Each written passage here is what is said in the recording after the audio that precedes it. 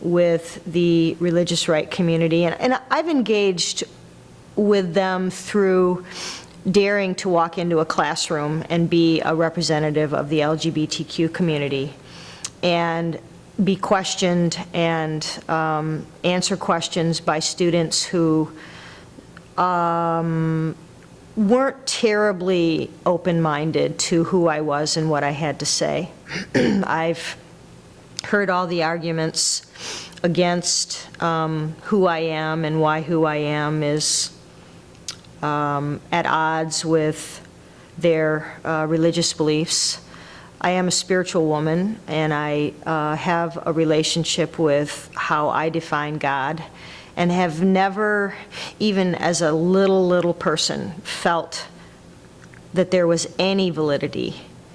I knew I was different before I was old enough to know what that difference was. I couldn't define it, but I knew it was there.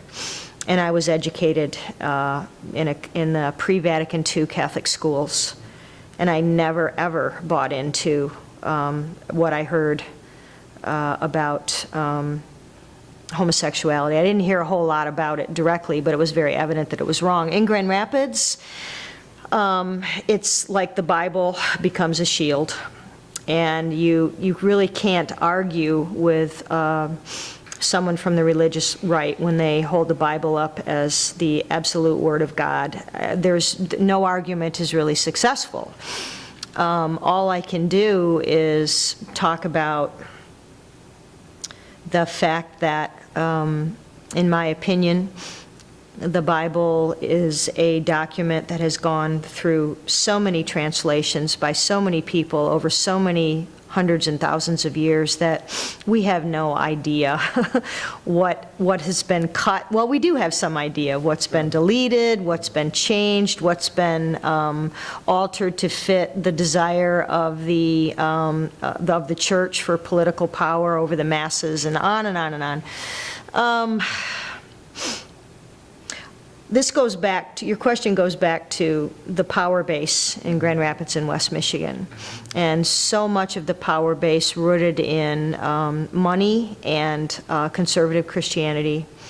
And I believe that that there are new generations coming into play within those families that do not necessarily believe everything that their grandfather and their father believed. And so that's the change that I see coming, but that's the power, that's the position of power that's directed Grand Rapids from the time I arrived until, it still is in many ways. Never took them on directly in my own work, but certainly have been involved, I think, more behind the scenes in arguing against this paradigm that is so closed and inflexible and judgmental. I know many, many people who call themselves Christians who my idea of a Christian is someone who strives to be like Jesus. And many people who call themselves Christians, in my mind, fall incredibly short of what I imagine Jesus would do. Mm-hmm. So, yeah. You know. Well, I mean, again, as an artist, as somebody who works with, sort of the power of images, mm-hmm. In some ways, some people would argue that because within popular culture, it's now more acceptable, it's more normal to see gay, lesbian, bisexual characters, mm-hmm. TV, yes, films, yes. and those kinds of things.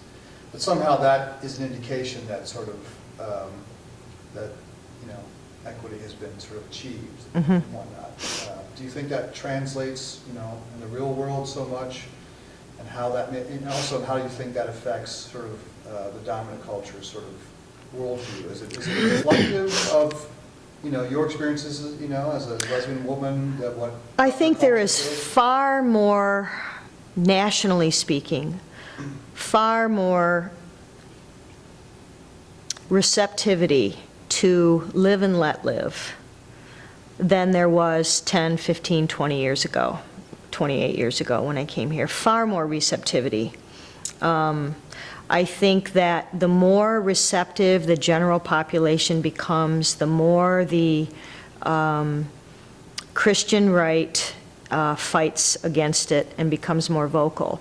Does the media exposure of gays and lesbians, does it translate fully to the community at large? No. Do we have equal rights? Absolutely not. Under no stretch of the imagination do we have equal rights under the law and under many, many, many aspects of the law. It's changing slowly.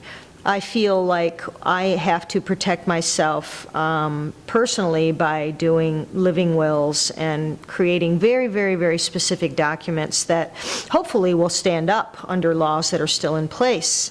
But the fact that marriage in whatever form it takes and all of the rights that come with that, which is really the issue, all of the legal rights that come through the legal marriage are denied gays and lesbians who are in partnerships, gays and lesbians who are in partnerships and have children, gays and lesbians who are in partnerships and have children and separate or divorce.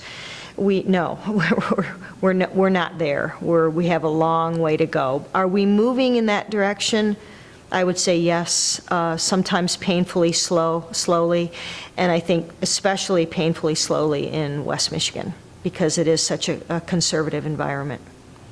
And that's part of what, in some ways, has kept me here.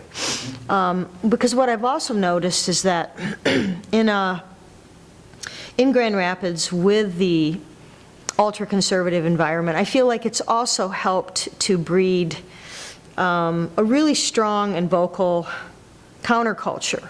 And I hesitate to even call it a counterculture, because I really think it's more of mainstream culture, and that the religious right is really, in some ways, should be more marginal than the rest of us who are really just looking for equal rights for people in general, just human rights. And that the religious right really should be referred to as the counterculture, but there is a sort of dominant factor in this area. So I see this very, very strong group of people who are really energized by the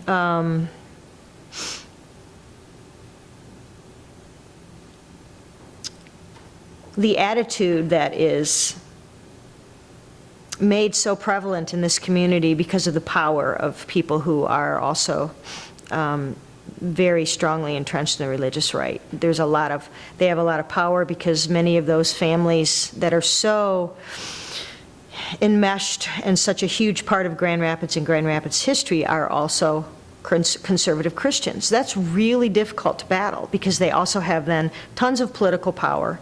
They also are in a position to stand up, and when they don't like what's happening within institutions in the area, like universities, say, we'll pull our funding. And what I would love to see happen is for a university president to be able to stand up and say, go ahead. But money is power. You know? Maybe one other thing about that's Grand Rapids specific. Yeah. You know, you and I are both old enough to kind of be able to sort of frame what's happening at the national level and to see whether that at the local level there's been some correlation. So we look at events like maybe Stonewall, and then maybe look at sort of the AIDS crisis of the 80s and other struggles for whether it's marriage equality or Don't Ask, Don't Tell, or all these sort of things. Do you think Grand Rapids is sort of been in sync with kind of what's been happening at the national level? Are we behind the curve? No, we're behind the curve. Absolutely behind the curve. Am I happy about that? No. Because we are in the Midwest, and in the Midwest, because I think there are parts of the Midwest that are not conservative by nature, but Grand Rapids essentially is. No, we're way behind the curve. I would say we're maybe 10 or 15 years behind the curve. But that's all the more reason to keep going and not to give up. I don't see that Grand Rapids has ever directly addressed the AIDS crisis until it became a humanitarian issue, and even then, I think that we've been a little bit slower. When it's framed around the issue of homosexuality and lesbianism, and you know what the AIDS Commission under Reagan was like, and you know that there were local people who were key members of that commission. And essentially that commission was a collection of white homophobic men. But I don't see that AIDS has been directly addressed in Grand Rapids, except that we have some clinics that are funded to help people who are dealing with AIDS and HIV locally. But that's, you know, worlds behind what's happened in other parts of the country that are more progressive. We've, you know, we haven't had, I don't know if we've ever had the police storm gay bars in Grand Rapids. You had asked earlier, where are the places where people get together? I don't know that there are. Beyond the network and activities that the network sponsor, and perhaps places for younger teens who are struggling to come to terms with their sexuality, the bars seem to be the primary gathering place. And for many of us, we have no interest in, I don't drink, I have no interest in going to the bars. And so I feel like it creates these very sort of isolated sub-communities, cliques, if you will, within the gay and lesbian communities, and people gather at each other's homes. But there, in terms of a broader community, I don't see a real gathering place for a broader community in Grand Rapids. I'm not even sure what that would look like in this city, you know. Just in terms of thinking about, you know, you've always spoke about how your interaction with students, you know, younger folks, what, you know, in some ways how you've been encouraged by their growth. And that you mentioned several times that sort of maybe the current generation, that there are a certain level of activism that's also encouraging. Or at least tolerance, which I also struggle with. I don't want to be tolerated. Right. I want to be embraced. But if you start with complete intolerance and make the shift to tolerance, that's progress. Sure. Yeah. Sure. I interrupted your question. No, that's okay. That's a nice point.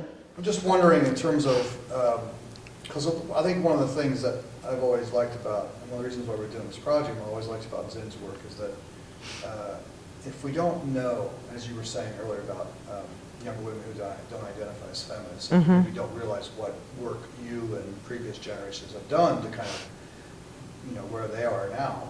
So how important do you think it is for, you know, the current generation or future generations to understand this history as it relates to their own sense of self-worth and liberation? It's radically important if they care about where they came from. If they don't care, in my mind, it's incredibly important. It's important in the way that understanding any history regarding anything that you're interested in, the role that it plays. The key is not to embrace revisionist history, but the real deal, which strikes me, this project that you're doing seems like it's an effort to identify the experiences of people who have spent a considerable amount of time in Grand Rapids and West Michigan, and what we've seen unfold. So I wasn't terribly interested in the history of women who helped pave the path for me, women and men who helped pave the path for me, until I got older. When I was a young woman struggling to figure out what it meant to be a lesbian, which would have been, you know, in terms of high school graduation and sort of coming into my own in the early 70s, there were times when I felt like I was the only lesbian in the whole world. And I've heard, you know, women talk about that in the 50s. But I came from a small town. I had no way of identifying anyone out there like me. And so that was my struggle at that time. And I wasn't going to go to the library and ask, do you have any videos of, you know, I just wasn't going to. When I got older, I became interested in understanding first wave feminism, and then reading more about Stonewall, and reading books about women who were living their lives as lesbians, like in the 50s, and the women in Paris in the 20s, and then I became more interested. So I understand that there's maybe a tipping point at which one may be interested in exploring the history that impacts where one is in one's life at that time. I don't know that that will be the case for young women coming up. I can tell you that it's very interesting to note that the Michigan Women's Music Festival, which has been going on for over 35 years, is in Michigan and has been for 35 years, and draws women, mostly lesbian women, bisexual women as well, and some straight women, to Michigan from around the world for 35 years. And this is a festival that celebrates women and women's music. And although certainly straight women are not excluded, bisexual women are not excluded, transgendered women still are, it is an amazing cultural phenomenon that takes place an hour and 45 minutes north of here every single summer in August. And the fact that it's in Michigan still kind of blows my mind. Somehow the collective rooted in California decided to buy land in Michigan, and this is where they were going to hold this international festival every summer. Celebration of lesbian culture, essentially. And it is an experience unlike any I have ever had in my life or ever will have anywhere on the planet. It is women disconnecting from the broader culture, living off the grid for 2.5 months, preparing for festival, bringing festival goers in for a week, and then dismantling festival until next year and leaving the land untouched for the most part. Feeding 3,000 to 5,000 to 8,000 women every single day, 3 hot meals every single day. The Army Corps of Engineers came to interview the women that run festival and say, how do you do it? How do you feed all of these women fantastic vegetarian meals? I mean, to me, that is probably the most transformative experience I have had after moving back to Michigan in 1983 to take a job at Kendall, and discovering, prior to that, a few years prior to that, when I was still in grad school, this phenomenon called the Michigan Women's Music Festival. Unbelievable. And the only way you can really understand it is to attend, and because you were born a man, you can't. Yeah, that's okay. I'm wondering, maybe as a way of concluding, if you want to speak to this at all, is that, because when listening to you talk about that, your face really lit up. And so it really speaks to the importance of having those kinds of spaces for people to feel safe, to be able to celebrate themselves, to explore their own identities, and build community. And I'm just wondering if you think that even if there are any little pockets of that exist in Grand Rapids, where people come together in whatever capacity, you don't have to give any details, but just do you think that those kinds of little pockets of community exist for lesbian women, for anybody in the LGBT community? I think for lesbian and bisexual women in particular, and I'm not connected well with the transgender community, I think those pockets do exist. I think they're very small, very driven by women who have known each other for a long time, and I think the way that new women sort of enter into small groups like that is either through new relationships, partnerships developing or evolving. We do support each other, absolutely, but I'm also not interested in living in a world exclusively of lesbians. I want to be engaged with my heterosexual friends. I want to be engaged with men and women who are heterosexual. That's important to me for a broader experience. I do think we have that support in place in Grand Rapids, but again, in very small pockets that other women who need it may not have any clue how to find. I wouldn't know how to find one if I wasn't immersed in the community like I am. My immersion includes women my age and older, and some younger women, but I don't know how women would go about finding such a support system if they were seeking it, unless one goes to the bar, and I don't see that as being a particularly healthy support system, you know, because it's hard not to drink when you go to the bar. And what does one do if one is a sober person? You know, you can go to AA meetings and Al-Anon meetings, and I know there are some of those that are specifically for lesbians and gay men, and maybe that's a place, but those meetings are focused around staying clean and sober, not around necessarily exploring your identity as a lesbian, or am I a lesbian, you know, or how do I know? I think I might be. What do I do? It's rough. It's really rough. Well, I appreciate you sitting down and talking with us, Debra. And if there's anything, I'm just wondering if there's anything that we haven't addressed that you want to talk about, or you want to share. No, it's